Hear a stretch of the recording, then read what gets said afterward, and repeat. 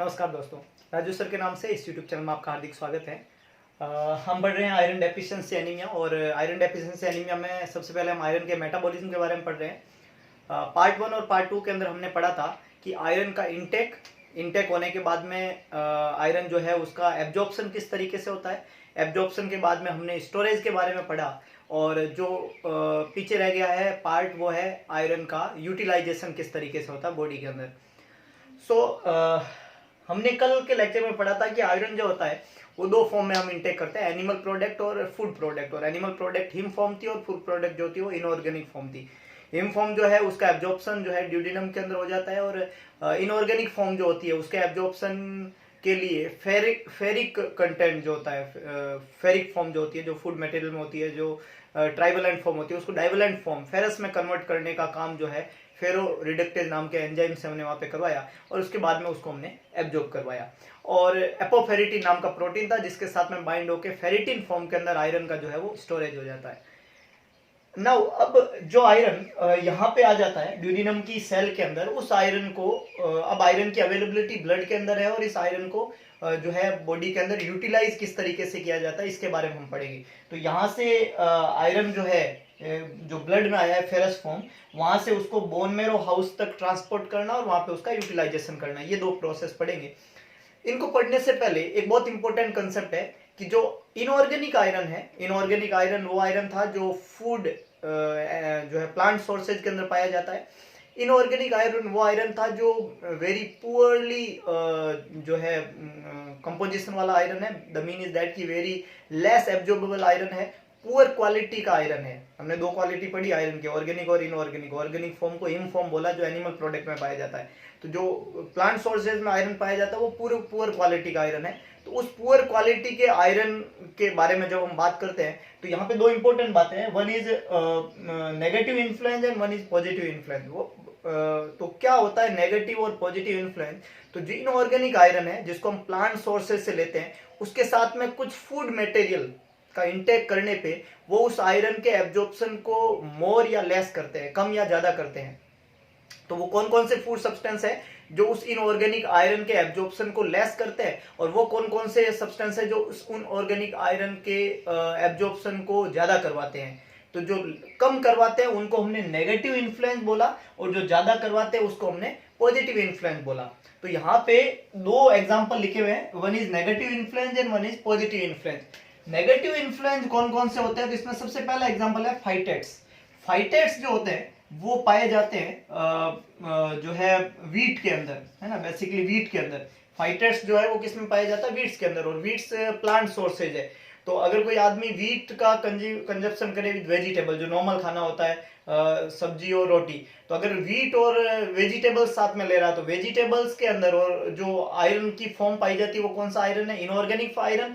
और वीट जो है उसमें क्या पाया जाता है? फाइटेट्स। और फाइटेट्स जो होता है वो वेजिटेबल में जो इनऑर्गेनिक आयरन है उसको और नेगेटिव इन्फ्लुएंस करके एब्जॉर्प्शन को लेस करवाता है। तो डेफिनेटली आयरन डेफिशिएंसी एनीमिया होने की संभावना बढ़ जाती है। इसलिए डेवलपिंग कंट्री में आयरन डेफिशिएंसी एनीमिया ज्यादा पाया जाता है क्योंकि ज्यादातर फूड सब्सटेंस जो होता है वो वेजिटेबल और जो है वीट होता है ना। तो ये पहला नेगेटिव इन्फ्लुएंस है phytates that present in wheat. दूसरा नेगेटिव इन्फ्लुएंस यहाँ पे एग्जांपल है टेनेट्स। टेनेट्स जो होता है वो पाया जाता है टी के अंदर। टी फॉर टी और टी फॉर टेनेट्स। टी एक पेएबल सब्सटेंस है जो हिंदुस्तान में बहुत ज्यादा अमाउंट में पिया जाता है और आई थिंक टीडीएस पीते हैं लोग। तो ये जो इसके अंदर पाया जाता है टेनेट्स। डेफिनेटली टी का मेजर कंपोजिशन कैफीन होता है लेकिन उसके अलावा उसमें टेनेट्स पाया जाता है और टेनेट्स जो होता है वो आयरन के एब्जॉर्प्शन को मिनिमाइज करता है, कम करता है। इसके अलावा है फॉस्फेट।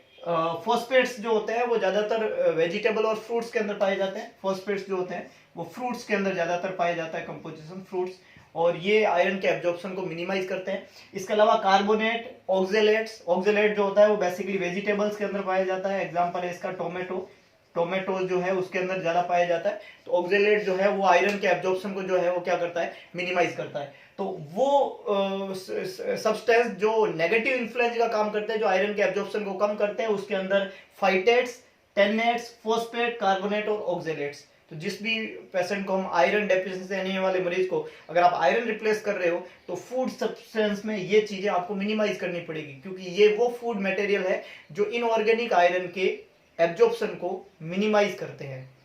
दूसरे वो फूड मटेरियल जो इनऑर्गेनिक आयरन के जो है एब्जॉर्प्शन को बढ़ाने का काम करते हैं उनको पॉजिटिव इन्फ्लुएंस कहते हैं, है ना। बहुत बेसिक सवाल बनता है, अगर किसी मरीज को आप जो है आयरन रिप्लेसमेंट कर रहे हो तो उसको किस तरीके के फूड के साथ में दिया जाएगा, तो आपको पता होना चाहिए कि वो फूड जो इसको पॉजिटिव इन्फ्लुएंस करता है। जैसे इसका सबसे पहला एग्जांपल है एस्कॉर्बिक एसिड। एस्कॉर्बिक एसिड जो है वो विटामिन सी को बोलते हैं, और विटामिन सी जो होता है वो आयरन के एब्जॉर्प्शन को बढ़ाता है। विटामिन सी जो होता है वो ट्राइवेलेंट फॉर्म जो कि फूड जो एनिमल प्रोडक्ट है उसमें पाई जाती है, जिसको हमने फेरस बोला, सॉरी फेरिक बोला, उस फेरिक फॉर्म को फेरस फॉर्म में कन्वर्ट करने का काम करता है। तो फेरिक फॉर्म को फेरस फॉर्म के अंदर कन्वर्ट करने का काम करता है एस्कॉर्बिक एसिड, विटामिन सी। इसलिए जिसको भी आयरन डेफिशिएंसी एनीमिया होता है उसको विटामिन सी देते हैं, तो ये पॉजिटिव इन्फ्लुएंस का काम करता है। इसके अलावा citrates, citric acid, amino acid is the protein का जो है मोनो प्रोडक्ट जो है वो एमाइनो एसिड को बोलते हैं।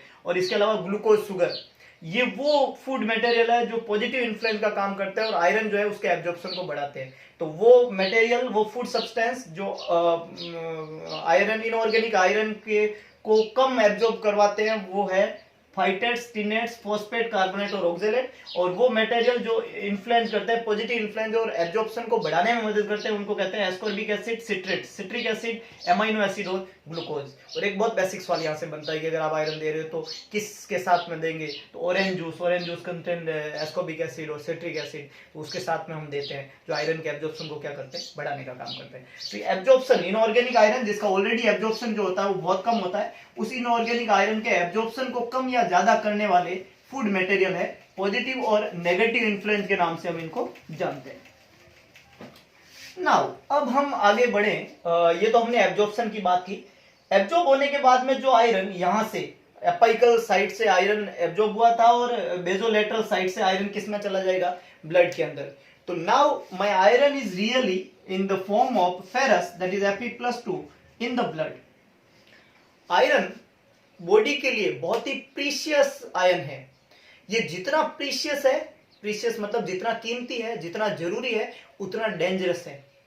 प्रीशियस किस पॉइंट ऑफ व्यू में, बिना आयरन के हीमोग्लोबिन, मायोग्लोबिन, साइटोक्रोम्स और हर सेल के माइटोकॉन्ड्रिया के अंदर जो चैन का फॉर्मेशन होता है वो नहीं हो पाएगा। तो ये बहुत ज्यादा जरूरी बन जाता है। तो हर सेल को आयरन चाहिए होता है, बहुत प्रीशियस है। डेंजरस क्यों, क्योंकि हमने पिछले लेक्चर में पढ़ा था कि जो फ्री फॉर्म आयरन होता है वो सेल के डीएनए को, वो सेल की मेम्ब्रेन को, वो सेल के जो है माइटोकॉन्ड्रियल कंपोजिशन को डैमेज करने का काम करता है।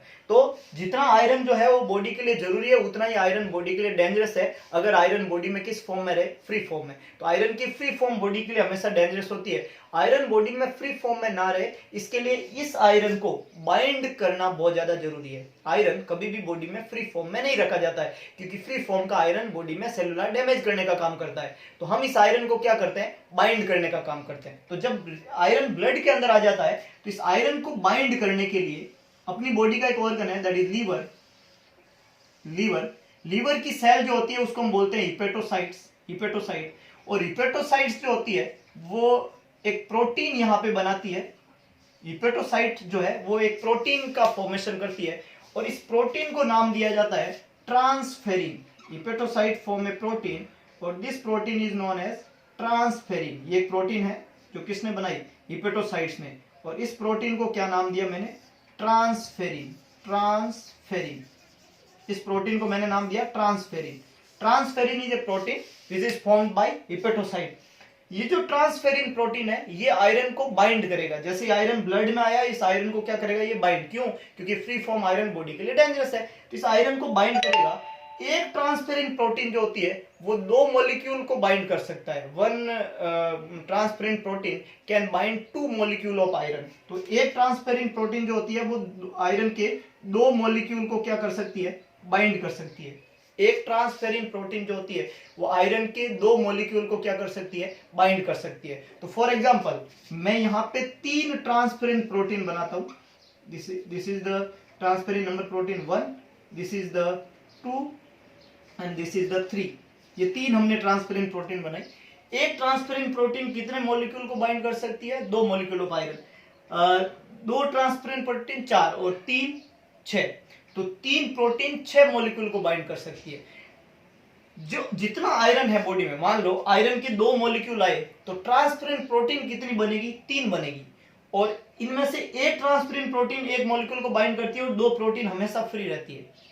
ट्रांसपेरेंट प्रोटीन जो है वो एबंडेंटली मतलब बहुत ज्यादा नंबर में बनाती है लीवर सेल। और क्यों बनाती है? क्योंकि ये अच्छे से पता है बॉडी को कि अगर ट्रांसपेरेंट प्रोटीन का कमी रह गया और आयरन बॉडी में फ्री फॉर्म में रह गया तो वो बॉडी के डीएनए को डैमेज करेगा। बॉडी में आयरन की क्या हो जाएगा? टॉक्सिसिटी। और आयरन की टॉक्सिसिटी बॉडी के लिए डेंजरस है। तो आयरन की टॉक्सिसिटी को प्रिवेंट करने के लिए ट्रांसपेरेंट प्रोटीन जो है वो नंबर में बहुत ज्यादा बनती है। और एक ट्रांसपेरेंट प्रोटीन जो है वो 2 आयरन के मॉलिक्यूल को बाइंड कर देती है और 2 ट्रांसपेरेंट प्रोटीन हमेशा फ्री फॉर्म में रहती है। तो वी कैन से कि जितनी ट्रांसपेरेंट प्रोटीन बनती है उसमें से जितनी ट्रांसपेरेंट प्रोटीन बनती है उस ट्रांसपेरेंट प्रोटीन में से 1/3 1/3 प्रोटीन जो होती है वो आयरन को बाइंड कर देती है और 2/3 प्रोटीन जो होती है वो हमेशा फ्री रहती है।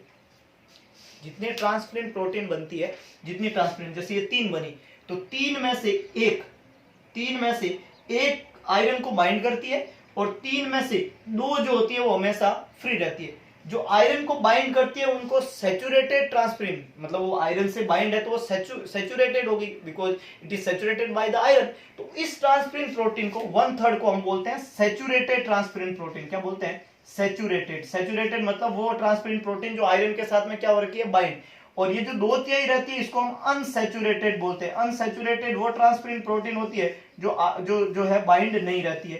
तो सैचुरेटेड और अनसैचुरेटेड 2 तरह की ट्रांसपेरेंट प्रोटीन होती है। ट्रांसपेरेंट प्रोटीन का काम क्या होता है? आयरन को बाइंड करना। और क्यों बाइंड करना? क्योंकि फ्री फॉर्म आयरन बॉडी के लिए क्या रहता है? डेंजरस रहता है। नाउ यहाँ पे एक वर्ड है, जब भी आयरन की डेफिशिएंसी एनीमिया होता है तो एक बहुत बेसिक टेस्ट होता है आयरन बाइंडिंग कैपेसिटी, है ना। एक टेस्ट होता है और टेस्ट का नाम है आयरन बाइंडिंग कैपेसिटी।